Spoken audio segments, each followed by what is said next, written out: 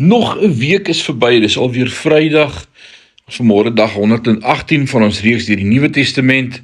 Ek is Rinus van Sion in Parys. Kom ons word 'n oomblik stil vanmôre en ek praat met jou oor genade en goedheid. Ek lees vir ons uit Romeine 5 vers 20. God se wet is gegee sodat alle mense kon sien hoe groot en baie hulle oortredings is.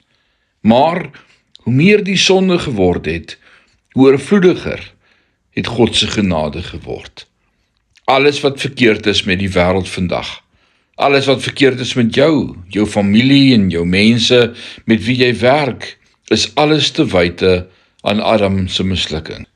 Deur dit te weet, kan ek mense in 'n heeltemal ander lig sien.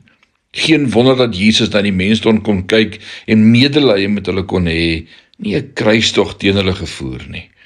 Wanneer dit uiteindelik insink dat deur een man geregtigheid, regverdiging en genade gekom het, hou ek op om te streef en te sukkel om te bewys dat ek 'n kerf of twee bo jou is, en ek hou op om sleg te voel as ek 'n kerf of twee onder jou is.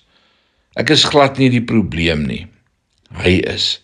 Wanneer ek dit verstaan, hou ek op om 'n werker te wees en word ek 'n aanbidder.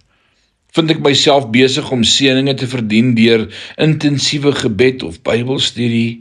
Probeer ek bewys dat ek gered is deur straatgetuienis of deur bediening tussen die armes? As ek in daardie struik trap, sal my Christelike ervaring altyd een wees van ontleding, ondersoek en veroordeling van myself en ander.